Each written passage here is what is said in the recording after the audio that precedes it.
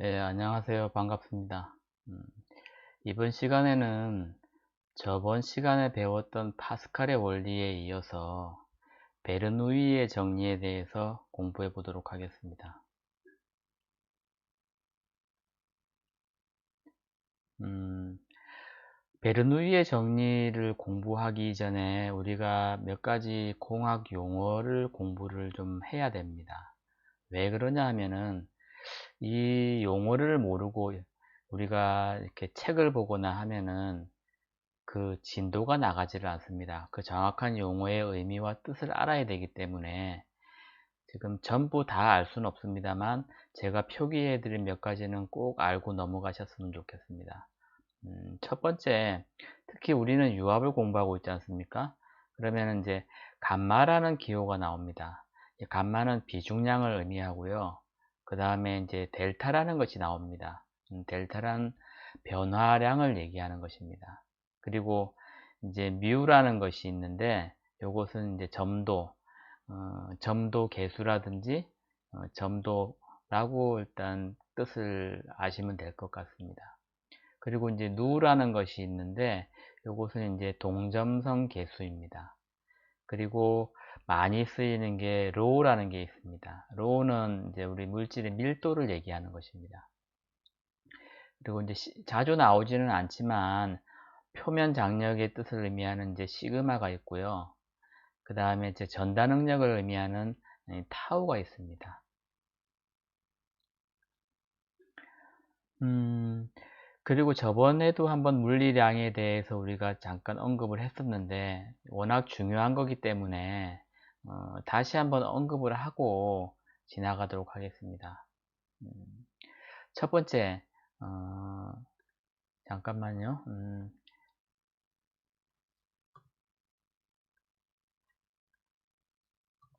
첫 번째 길이량입니다. 음, 길이량은 저번에 미터라고 우리가 배웠고요. 그 다음에 질량은 금방 얘기했처럼 킬로그램. 요게 지금 도서가 표기가 잘못됐는데 킬로그램 미터 퍼 세크 제곱입니다. 정정합니다. 그리고 시간에 다니는 세크 초고요. 면적은 길이의 제곱이고요. 그 다음에 최적 부피는 미터의 3승입니다.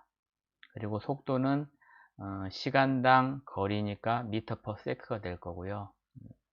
가속도는 미터 퍼 세크 제곱이 될 겁니다. 그리고 뭐 비중량이라든지 밀도라든지 그 다음에 제가 빨갛게 이렇게 표기한 요 상자 안에 있는 것들은 여러분들이 이 유압을 공부하거나 공학을 공부하지 않더라 하더라도 실제로 사회에 나가서 계기를 보거나 안 그러면 기계 장치를 볼 때 항상 나오는 내용들입니다. 그래서 지금 제가 표기해드린 물리량과 공학 단위 같은 경우는 상식적으로 꼭 아셔야 됩니다. 시험을 보기 때문에 외워야 되는 게 아니고요. 여러분들이 사회에 나아가시거나 혹은 지금 현재에도 아마 여러분들이 사용하고 계시는 것들이 아마 전부 대부분일 겁니다. 그리고 지금 음, 공장에서 우리가 계기를 볼 때 이 우리 공학 단위가 나오지 않는 기계는 없습니다. 그래서 혹시라도 아시는 것들은 그냥 넘어가시면 되고요. 그 다음에 혹시라도 몰랐던 분이 있다 그러면은 그거 한 번 더 체크해 가지고 보시면 굉장히 도움이 많이 될 겁니다.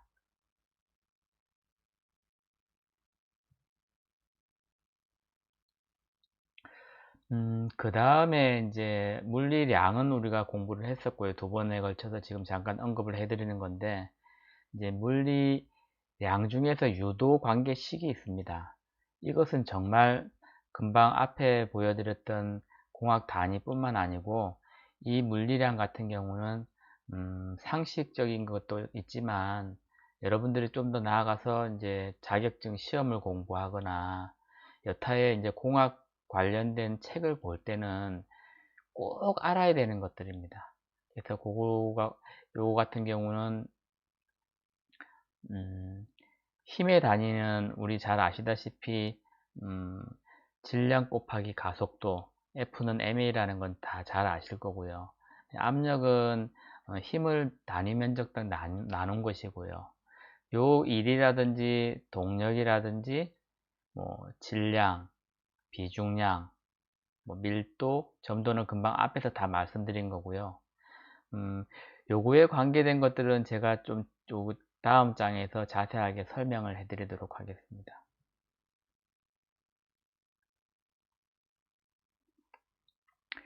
지금부터 설명해 드리는 거는 여러분들이 이 과정을 통해서 꼭 아셔야 되는 것들을 말씀드리는 거거든요.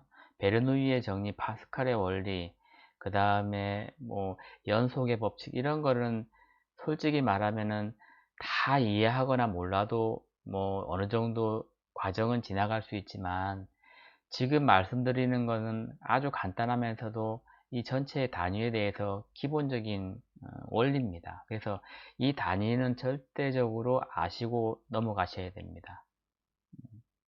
다시 한번 말씀드리겠습니다. 단위는 절대 단위와 공학 단위로 나눠질 수가 있습니다. 절대 단위는 저번에 우리가 공부한 것처럼 길이라든지 질량이라든지 시간의 단위로 해서 우리 MKS라고 배웠을 겁니다. 그래서 MKS 단위계라고도 하고요. 이 단위계에서는 힘을 뉴턴을 사용합니다. 뉴턴이라고 처음 듣지는 않으실 건데, 그거에 대해서도 제가 자세하게 설명해 드리도록 하겠습니다. 그래서 1뉴턴이라는 것은 어떠한 것이냐면, 질량 1kg의 물체에 1kg의 물체에 1m/s 제곱의 가속도를 생기게 할 수 있는 그 정도의 힘을 얘기하는 것입니다. 그걸 이제 수치적으로 보면은 우리가 한번 다음과 같습니다. 1뉴턴은 1kg을 1m/s 제곱의 가속도로 움직이게 하는 것을 말한다고 말씀드렸지 않습니까? 그거를 수식으로 표현하면 간단하게 이렇습니다. 그러면 우리가 더 간단하게 하면은 1kg m/s 제곱이 되겠지, 그죠? 뭐 어려운 내용은 아닙니다. 1뉴턴을 환산을 하면은 1kg m/s 제곱이 된다는 얘기입니다. 그리고 우리나라에서 많이 쓰이지 않는 단어 1다이는 1g을 1cm/s 제곱의 가속도로 움직이게 하는 힘입니다. 요거는 뭐 그냥 상식적으로 아시면 될 것 같고요. 뭐 환산하는 방법은 간단합니다. 여기 1뉴턴이 있지 않습니까? 1뉴턴은 아까 1kg 곱하기 1m/s 제곱이라고 했지 않습니까? 그러면 1kg은 1000g일 겁니다. 그죠? 예. 1000g 곱하기 또 1m/s는 1m는 100cm가 될 겁니다. 그죠? 그러니까 그걸 그냥 수치적으로 곱하기만 하면 됩니다. 그래서 1뉴턴은 결국은 공이 5개니까 10의 5승 다인이 되겠지, 그죠? 요거는 이제 상식적으로 아시고 넘어가시면 될 것 같습니다.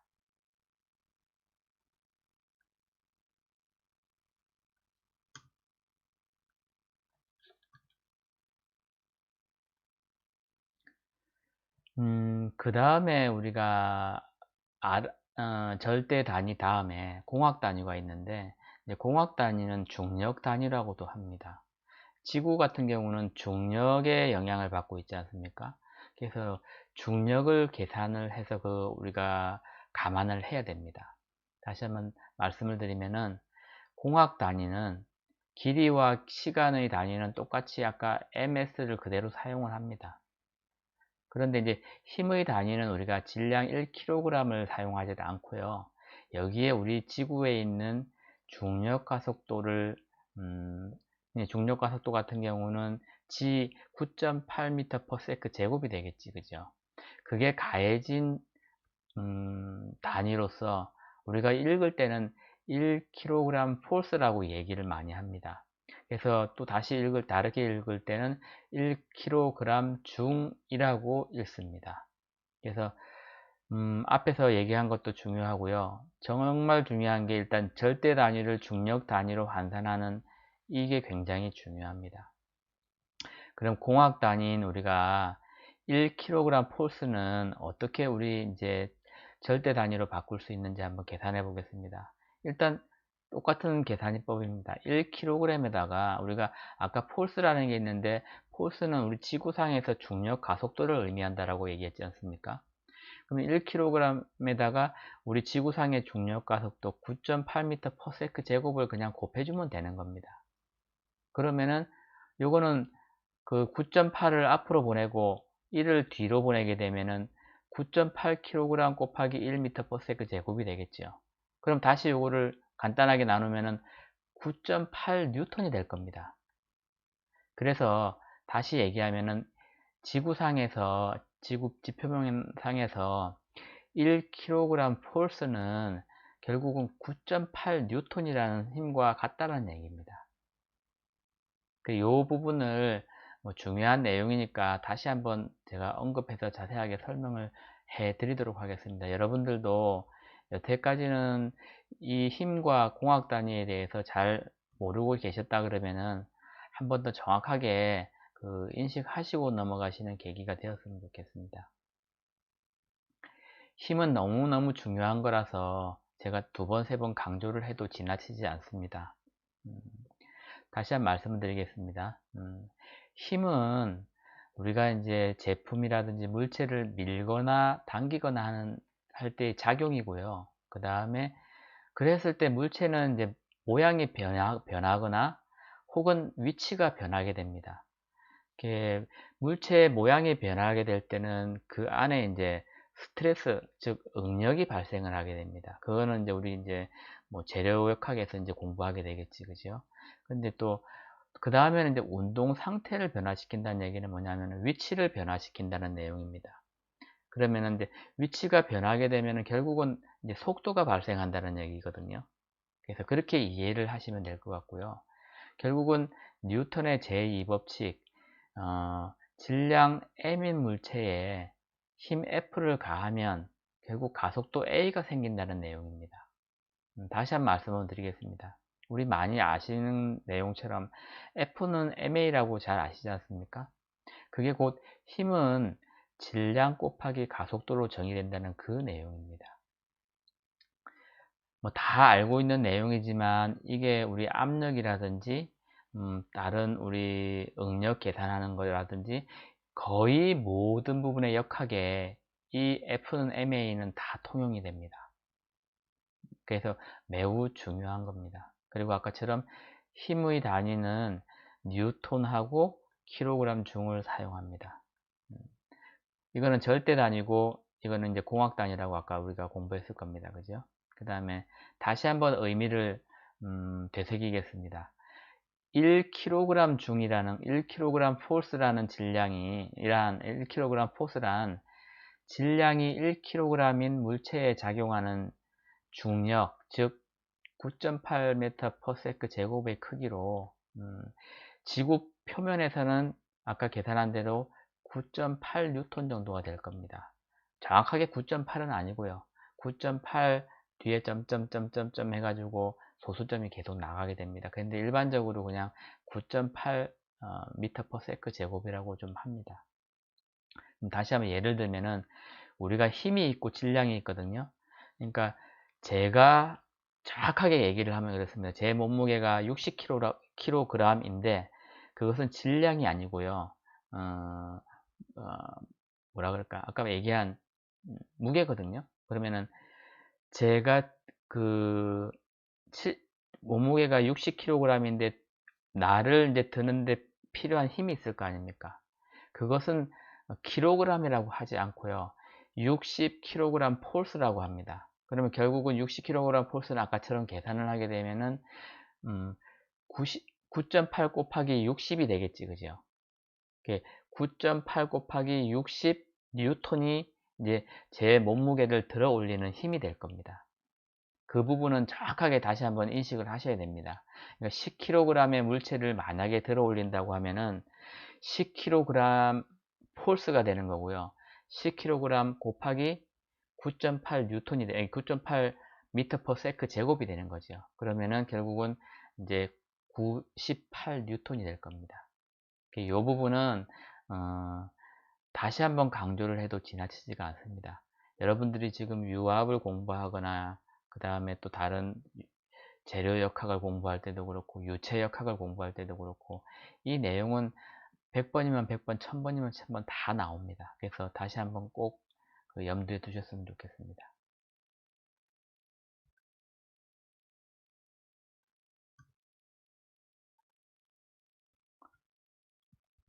그 다음에 제가 설명해 드릴 것은 이제 일과 일률입니다. 우리는 이제 기계가 일을 해도 마찬가지고요. 우리는 이제 기계가 일을 하는 것을 이제 우리가 공부를 하는 거지 않습니까? 그럼 거기에도 또 일률이라는 게 있습니다. 일률은 한마디로 얘기하면 일의 효율을 얘기하는 것입니다. 그러면 다시 한번 알아보겠습니다. 일이란 물체에 작용한 힘, 아까 우리가 배운 힘과 물체를 힘의 방향으로 이동시킨 거리로 표현을 할 수가 있습니다. 그러면 우리가 그 A라는 물체에 힘을 이렇게 가하게 되면은 이 물체는 이 방향으로 움직이게 될 겁니다. 그죠? 그래서 움직였을 때 이만큼의 거리를 그 대문자 S로 우리가 표현할 수가 있습니다. 그래서 W, 1W는 힘 곱하기 거리, 그래서 FS로 우리가 표기할 수가 있고요. 일은 또 단위가 좀 틀립니다. 일의 단위는 줄이라고 있습니다. 그래서 1줄은 아까 금방 힘의 단위 1뉴턴의 힘으로 1m를 이동시킨 일의 양을 뜻합니다. 그래서 그걸 표기할 때는 1뉴턴 미터라고 표기를 합니다. 표기하고 또 읽기도 있습니다. 그리고 일률이라는 무엇이냐? 단위 시간 동안 수행한 일의 양을 얘기하는 것입니다. 그러면 아까 단위 시간 동안이라는 것은 밑에 타임이 될 거고요. 그 다음에 수행한 일은 W, 일이 되겠지, 그죠? 그래서 일률의 단위는 와트로 표기할 수가 있고요. 그 다음에 그 1와트는 단위 시간 1초 동안에 1줄의 일을 할 때의 그 일률을 말하는 것입니다. 그래서 우리가 1와트, 2와트, 뭐 100와트라고 만약에 이야기하는 걸 많이 들었을 겁니다. 모터를 이야기할 때도 이 모터가 몇 와트짜리냐라고 이야기할 때 그게 바로 이 일을 얼마만큼 할 수 있느냐라는 그 내용입니다.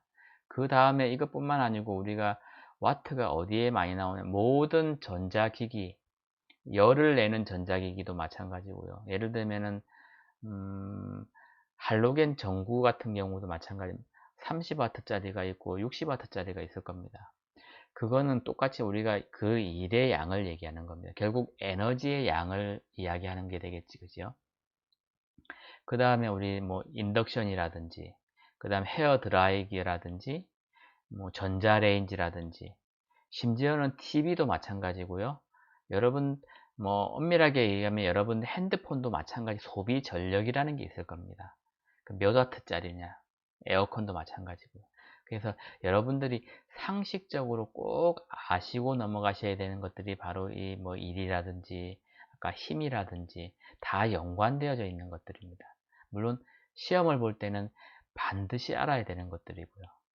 그리고 또 우리가 한 가지 더 나아가서는 1와트 아워라는 게 있습니다. 그거는 뭐냐면 1시간 동안의 일의 양입니다. 이거는 와트 아워 H라는 건 저번에 배웠지 않습니까? 그러면은 결국은 이거는 3600줄이 되겠지, 그죠? 예. 이거 다시 한번 아셨던 분들은 다시 한번 복습한다고 생각을 하시고 그 다음에 또 뭐 잘 모르시고 계셨던 분들은 다시 한번 뭐 공부하는 시간이 되었으면 좋겠습니다. 우리가 베르누이라든지 베르누이의 그 정리를 공부하기 위해서는 금방 이 내용이나 단위를 모르면은 이해할 수가 없기 때문에 제가 다시 2번에 걸쳐서 복습을 해 드리는 겁니다. 그 이유를 조금 이따 설명해 드리도록 하겠습니다. 다시 한번 복습을 하겠습니다. 우리 국제 단위계에서 여러 개 단위가 있지만 힘의 단위 중에서는 꼭 알아야 되는 게 지금 1kg 폴스는 9.8 뉴턴이다. 이거는 무조건 아셔야 됩니다. 그 다음에 1W는 1줄 per sec다. 이것도 반드시 아셔야 되고요. 그 다음에 우리가 이제 1마력 요 같은 경우는 76kg 폴스 미터 per sec. 그 다음에 역시 마찬가지로 이것도 75kg 폴스 미터 per sec. 이것도 똑같이 아셔야 됩니다. 그 다음에 꼭 알아야 될 게 우리가 이제 그 유압에서 아셔야 될 거는 1바라는 거. 1바는 10의 5승 파스칼입니다. 그러니까 10만이 되겠지. 그쵸? 10만 파스칼이고. 그 다음 1파스칼은 저번에 배웠듯이 1뉴턴 퍼 미터 제곱입니다. 그래서 지금 표시해 드리는 것들은 정말 꼭 아셔야 되는 것들입니다. 1kg 폴스 미터 퍼 미터 제곱은 9.8 파스칼이고요. 그래서 이 부분은 반드시 뭐 한 10번 이상 다 외우셔야 되고요. 그 다음에 이해를 꼭 하셔야 됩니다.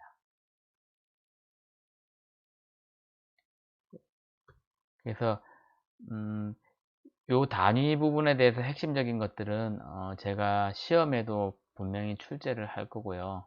꼭 반드시 아시고 넘어가셔야 됩니다. 다시 한번 그러면 이제 우리가 본격적으로 베르누이 정리에 들어가기 이전에 이제 정리해야 될 아까 우리 단위들 개수들이 있습니다. 한번 보겠습니다.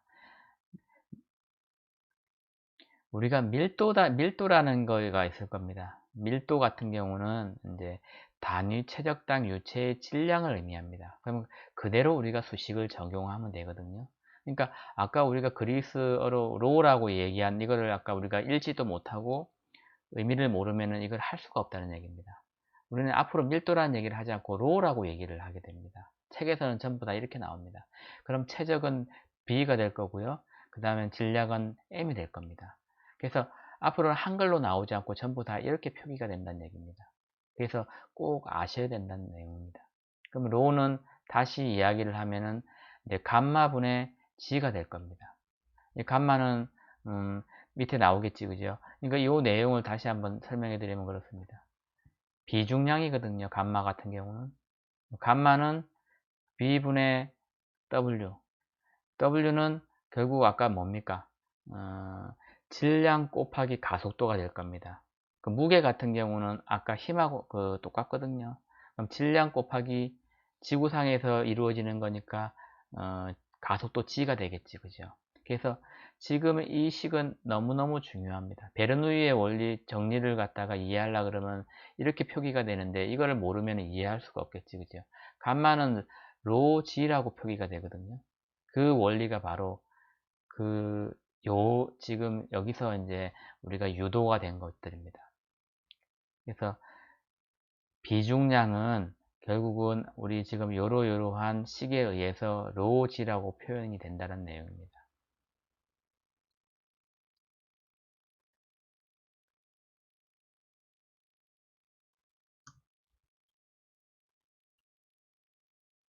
그 다음에 우리가 또 비최적이라는 거, 요거는 많이 쓰이지는 않습니다. 요건 단위 중량당 유체의 최적을 의미합니다. 요거는 어떻게 하면 밀도의 역수라고 보시면 됩니다. 아까 밀도 우리가 있었고요. 그 감마분의 1이라고 뭐 표기가 되거나 로우분의 1이라고 우리가 표기할 수 있습니다. 요거는 많이 나오지는 않습니다. 근데 이제 비중도 여기가 있는데 비중은 이제 S라고 하고 물의 밀도와 다른 물질과의 밀도의 비를 얘기합니다. 비중이 높다 낮다라고 우리가 이야기를 많이 했을 겁니다. 그 얘기는 이제 물의 밀도에 의해서 물에서 보통 우리가 비중이 높다라고 얘기하면 물에 가라앉는 거고요. 비중이 낮다라고 얘기하면은 물에 뜬다라고 이제 이해를 하시면 될 겁니다. 그게 바로 이 물의 밀도 이것을 의미하는 겁니다. 물의 밀도와 비교를 한 밀도의 비입니다.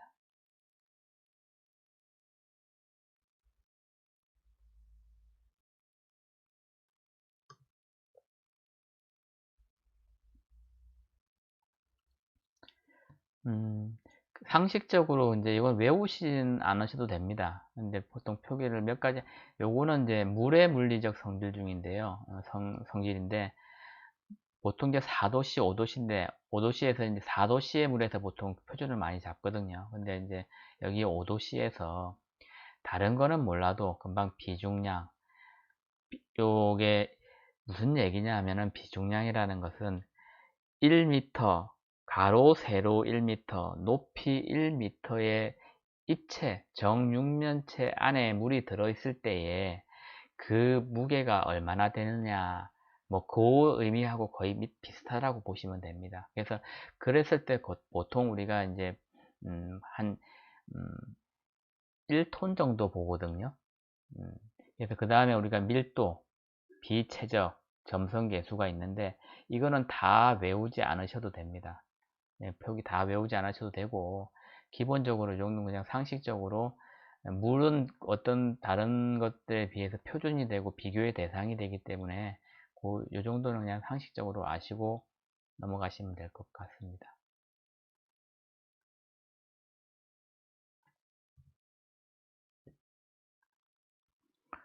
그러면은 앞에서 이야기 우리가 로우가 뭔지, G가 뭔지, B가 뭔지, P가 뭔지 알아야지 사실은 지금 우리가 베르누이의 정리를 이야기하고 이해를 할 수가 있습니다. 그래서 지금 사실 좀 어렵게 돌아왔는데, 만약에 지금 동영상을 제가 이제 제공을 해드리니까 이해가 안 되시는 분은 앞에서 하나하나 다시 이제 용어 정리를 해 오시면은 지금의 이제 베르누이의 정리, 파스칼의 원리가 뭐 100% 이해가 가실 겁니다.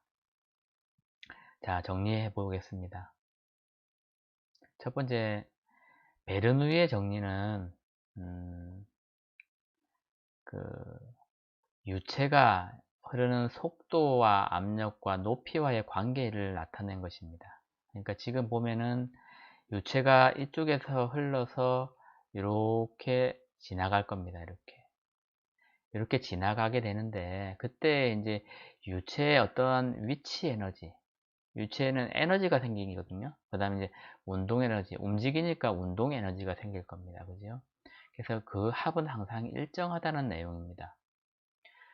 이 내용은 사실은 알고 보면 아주 간단한 내용인데, 저번에도 우리가 설명드렸다시피 고무 호수가 이렇게 있고 물이 이제 이렇게 흘러나올 겁니다. 그런데 우리가 여기서 이제 손으로 꼭 누르게 되면은 납작하게 될 거거든요. 그러면 여기 나오는 단면적은 거기서 물이 처음 출발했을 때, 수도꼭지에서 출발했을 때 단면적보다 분명히 작을 겁니다. 그러니까 당연히 속도가 빠르게 나갈 거거든요. 빨리 나가는 대신에 그 단면적이 작기 때문에 빨리 나가게 됩니다. 그러면 우리 파스칼의 원리에서는 지금 여기 입구에서의 유체에 흐르는 양과 그 다음에 출구에서의 토출된 유체의 양이 동일하다는 내용이었지 않습니까? 그건 질량 보존의 법칙을 얘기하는 것이고요. 지금은 무슨 말을 얘기하고 하냐면은 에너지를 얘기하는 것입니다. 여기에서의 압력 에너지, 그 다음에 속도 에너지, 그 다음에 위치 에너지의 합이 그 입구에서의 압력 에너지, 속도 에너지, 위치 에너지의 합은 출구에서의 위치 에너지, 속도 에너지, 압력 에너지와 같다는 내용입니다. 일정하다는 내용입니다. 당연한 겁니다. 일정할 수밖에 없죠. 왜냐하면 아까처럼 유량도 아까처럼 입구에서의 유량이 출구에서의 유량하고 당연히 같아져, 중간에 없어지지 않는 이상은 같아야 되지 않습니까? 아주 상식적인 내용인데 이것을 이제 법칙으로 만든 것입니다. 근데 거기에는 조건이 한 가지 있습니다. 어떠한 조건이냐면 유체에는 점성이 없어야 됩니다. 점성이라는 것은 끈적끈적한 정도를 얘기하는 겁니다. 이 끈적끈적한 정도가 만약에 있다고 하면은 우리 표면에, 파이프 표면에 달라붙는 현상이 생기겠지, 그죠? 그렇기 때문에 그 점성이 일단 없고, 그 다음에 압축이 없어야 된다는 내용입니다. 압축은 뭐냐 하면은 눌렀을 때의 최적의 변화량이 없어야 된다는 내용입니다. 예를 들면 이만큼의 최적이 있었는데 우리가 압력에 의해서 눌렀는데 최적이 이렇게 줄어든다 그러면은 당연히 나오는 양도 뭐 틀려질 수 있겠죠. 압력도 당연히 틀려질 거고요. 결국 밀도가 틀려진다는 내용이고요. 그래서 우리가 했을 때는 이상유체를 얘기하는 거고요. 이상유체가 일정하게 흘렀을 때를 가정을 해서 얘기하는 겁니다.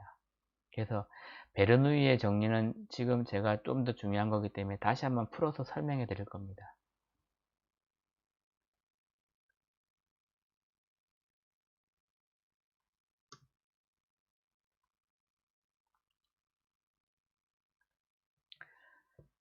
금방 말씀드린 것처럼 비압축성 유체의 연속 방정식을 사용하면은 어떻게 되냐면은 아까 보여드린 것처럼 압력과 속도와 그 다음 위치 에너지가 요건 입구에서 얘기하는 것이고요. 그 다음에 요거는 출구에서 얘기하는 것입니다. 이건 위치가 달라질 수 있겠죠. 입구가 높을 수도 있고 아니면 출구가 높을 수도 있습니다. 그 대신 그거하고 관계없이 항상 일정하다는 게 이제 이 방정식의 그 법칙입니다.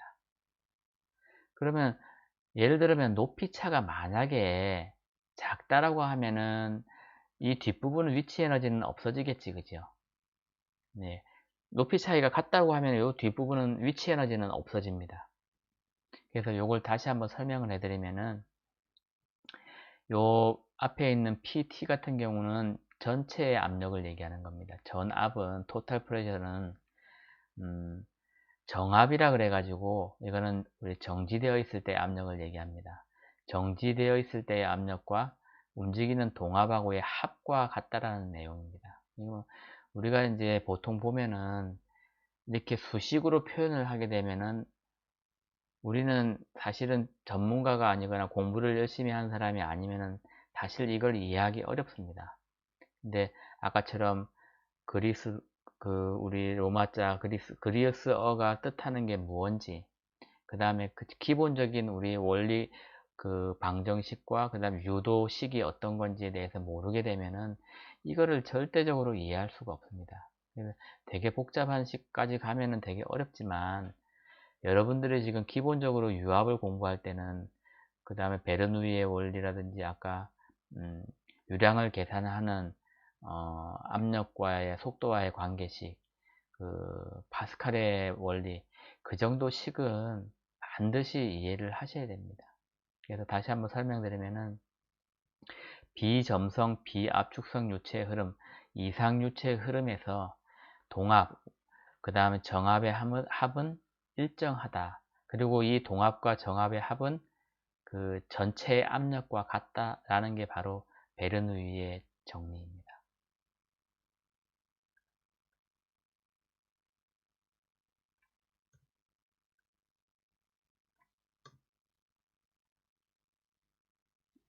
그럼 우리는 다시 한번 우리 파스칼의 원리하고 베르누이의 정리를 간단하게 다시 한번 보도록 하겠습니다. 우리가 질량 보존의 법칙이라고 한 우리가 이거 파스칼의 원리에서 배웠을 겁니다. 그 유체의 입구에 들어가선 유체의 질량과 토출된 유체의 유량의 질량이 같아야 된다는 내용입니다.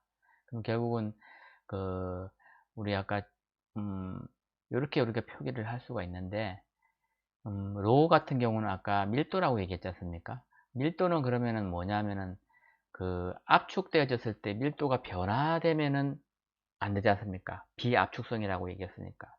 그랬을 때는 로 밀도가 일정하다고 보거든요. 로가 일정하니까 결국 로를 빼버리면은 그 우리 그 입구에서의 단면적 곱하기 속도는 결국은 출구에서의 단면적 곱하기 속도하고 동일하다는 그 내용입니다. 아주 간단한 내용.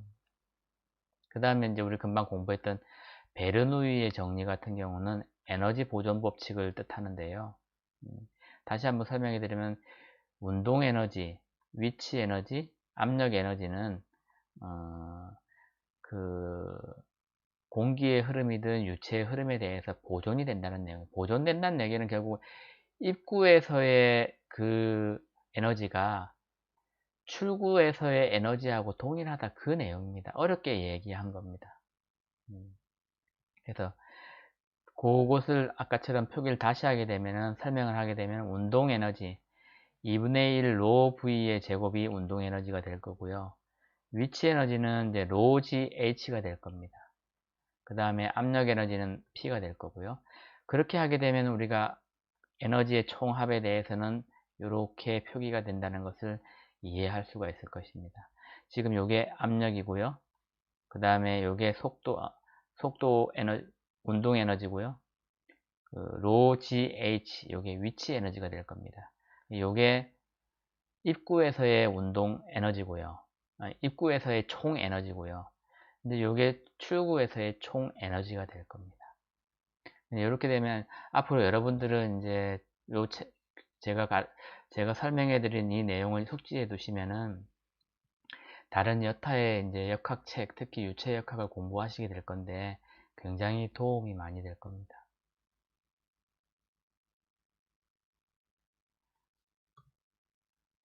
이상으로 제가 준비한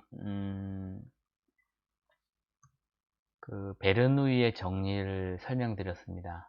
베르누이의 정리를 제대로 이해하기 위해서는 아까처럼 말씀드린 그리스 우리 용어 있지 않습니까? 그게 뜻하는 바를 잘 아셔야 되고요. 그 다음에 유도량이라든지 유도식에 대해서도 정확하게 아셔야 됩니다. 그것을 인지를 못하시면은 당연히 뭐 어떠한 방정식이든 이해하실 수가 없고요. 그걸 이해하시지 못한다 그러면은 지금 문제를 풀 수가 없게 될 것입니다. 그래서 여러분들이 제가 다시 한번 부탁드리는데 제가 이제 우리 공유합 일반을 수업을 할 때는 아마 거의 다음 시간에 우리가 문제를 푸는 것 말고는 여기까지만 우리가 수식이라든지 그 법칙에 대해서만 이론적으로 꼭 아셨으면 좋겠습니다. 더 깊이 나가지는 않을 겁니다. 다시 한번 말씀드립니다. 그 질량 보존의 법칙인 우리 연속의 법칙, 그 다음에 에너지 보존의 법칙인 베르누이의 법칙, 파스칼의 원리, 거기에 우리가 표기된 기본적인 간단한 수식들, 그것들만 꼭 염두에 두시고 넘어가셔야 됩니다. 그 이후로는 우리가 이제 원리 원칙을 배우지 않습니다. 이것들은 여러분들이 상식적으로도 꼭 아셔야 되는 내용들이니까 다시 한번 부탁드리는데 꼭 그 이해를 하셨으면 좋겠습니다. 오늘은 베르누이 정리를 기점으로 해서 이론들을 정리를 할 거고요. 다음 시간에는 혹시 시간이 된다고 하면은 간단한 문제를 풀면서 복습을 할 수 있도록 하는 시간을 갖도록 그렇게 하겠습니다. 여태까지 잘 들어주셔서 감사합니다. 아무쪼록 여러분들이 공부하시는데 꼭 도움이 되었으면 좋겠습니다.